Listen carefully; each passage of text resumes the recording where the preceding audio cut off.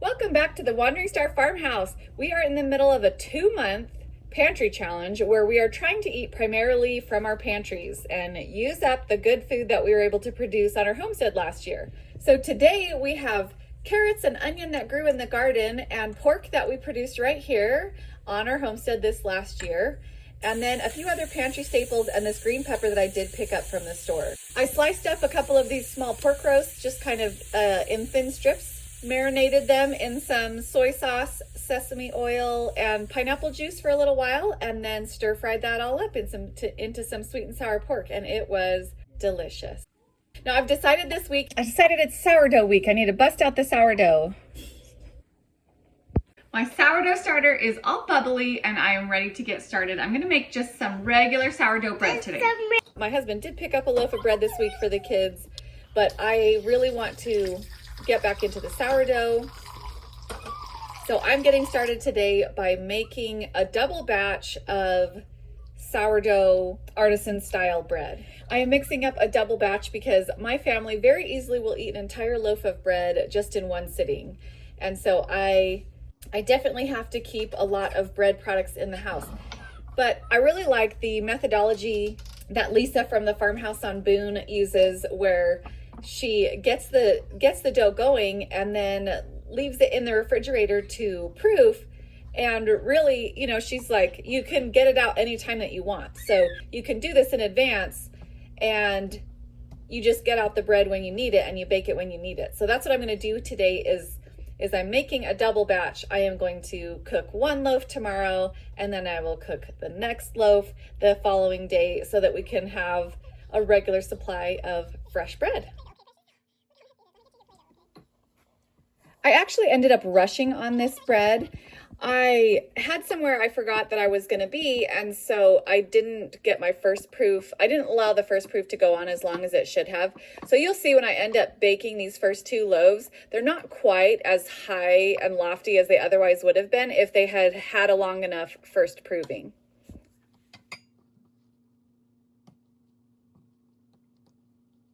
But it's okay. We all love the beauty of the aesthetics of sourdough bread. But you know what? Sourdough bread is still just delicious, even if it isn't the prettiest loaf. It's just delicious bread. Hey, how are you? We are getting ready for some really cold weather coming up.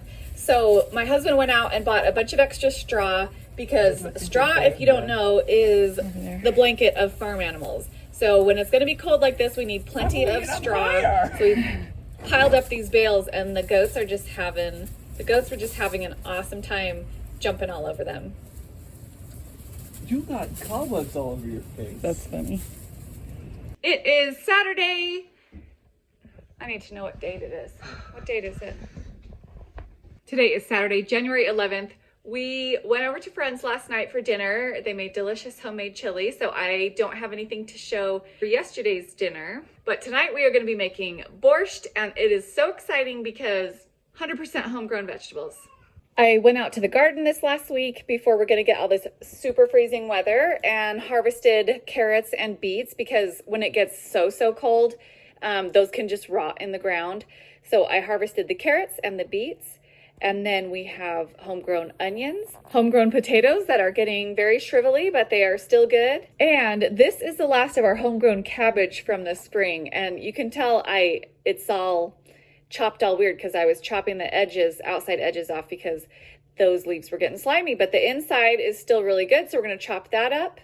Then I have some homegrown parsley and 2 jars of homemade beef stock that I canned up. We got those beef soup bones from our friends. We did not grow the beef, but we did make the beef stock.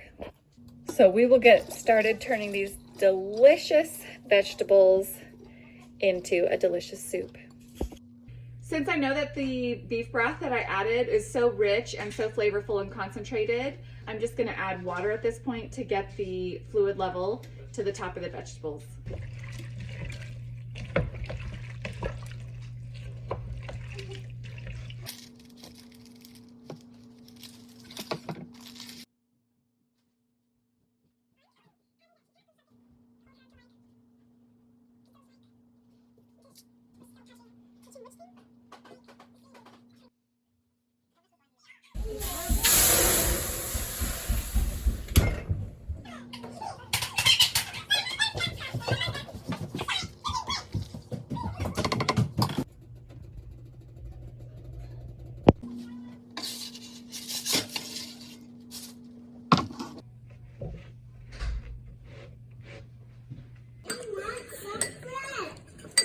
You may have some bread after you eat your soup. Mm-hmm. This is delicious. Okay, we need a snack tonight, so my son and I are whipping up a batch of oatmeal raisin cookies.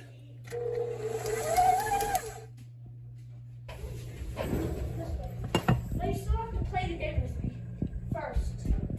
It is Sunday morning, and the sub-freezing weather arrived overnight. Everything is super cold, and we have a couple of icy windows.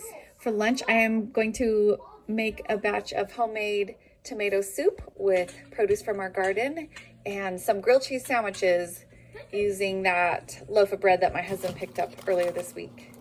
But for dinner, I am cooking another loaf of fresh sourdough bread, so we will have that to eat today as well.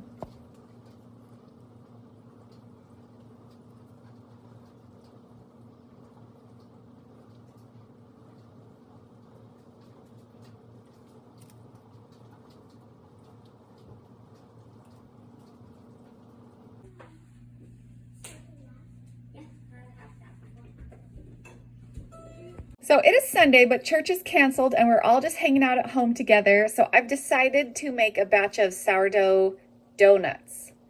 Now these are a little bit of a cheater recipe. It uses a sourdough, but then also has a small amount of baking powder in it as well to help them to raise while they are frying.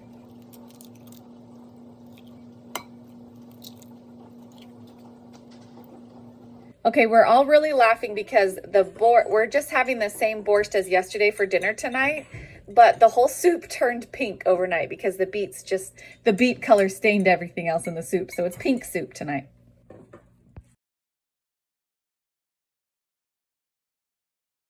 Now we're gonna get these donuts cut out so we can fry them. I've got some helpers. And Jeremy's just sticking his hands in to not feel left out.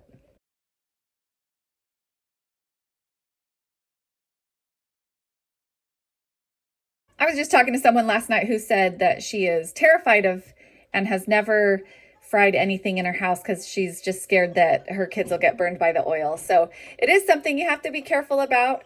I keep mine up on the stove. I keep it pushed to the back of the stove so that it's not near the edge for anyone to walk by and knock it off with anything. And then we just do our best to keep the kids out of the kitchen while we're frying with hot oil.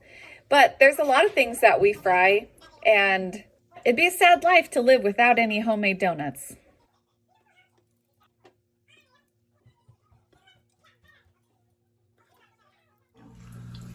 Just donuts. There they are. Today is Monday the 15th. We are all home today. We are kind of frozen into the house, spent the whole day playing games and stuff like that. And then Jeremy set out some things to make pasta bolognese, like bolognese sauce. But then he did end up taking our son to a wrestling practice. So he's gone. So I'm like, I guess I'm making bolognese sauce. So what we have is some chopped vegetables that are gonna go in. It's homegrown onions. We're gonna use homegrown tomatoes, homegrown garlic, homegrown sausage. We had a little bit of like bratwurst meat left over that we didn't get into the casings because we ran out of casings. So we're going to be using that sausage from the freezer and homegrown herbs along with a carrot and celery from the fridge. So let's get this sauce going.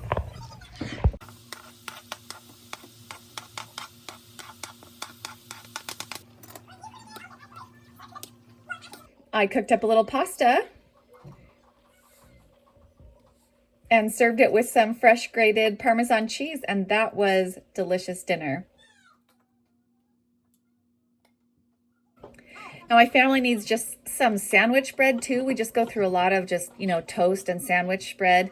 So tonight I am making sourdough sandwich bread, and I'm gonna get that into loaf pans. I have these long skinny pans that are from IKEA from a number of years ago. I don't know if they still sell them or not, but I like these long skinny loaves for toast rather than the big fat loaves. I feel like we get more slices out of them and we can make sandwiches better with them.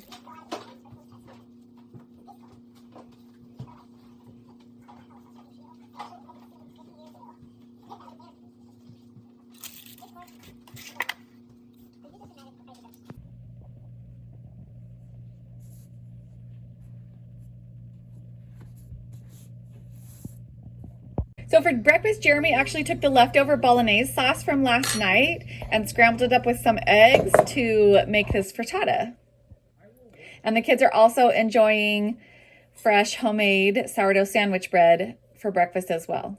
Tonight for dinner, I'm going to use a homegrown sweet potato, and also I have part of this butternut squash that was from something I made last week. We have a recipe we like for sweet potato and black bean enchiladas, but I don't have any tortillas in the pantry. So I am going to mix up some masa flour into masa like for tamales and create a tamale pie with the same recipe that I would use to make enchiladas.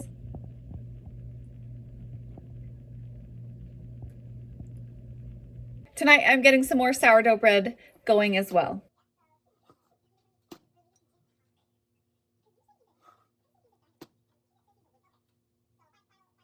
Today is Wednesday, January 17th, and I am going to get some black beans soaking because I keep meaning to do that and I keep forgetting.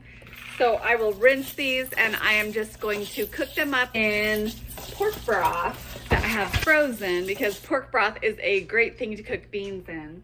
My friend gave me a black bean soup recipe last week that she was totally enjoying, so we are going to try that tonight. I am currently baking the 2 loaves of sourdough bread that I started last night. I started the dough last night and I was in the middle of stretch and folds, and I actually had the oven on to its proof setting, which is 95 degrees, which is awesome. And I went to bed. I woke up after I had fallen asleep and was like, my bread! And so I ran and got the bread out of the oven. I did a stretch and fold and put it in the fridge to rest overnight. And here is our next 2 loaves of sourdough bread for the week.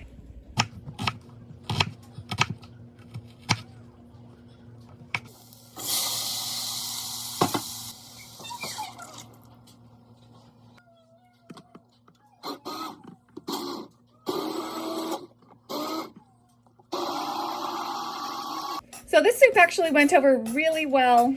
You put in some more whole black beans and corn and tomatoes and green chilies, and it's very delicious.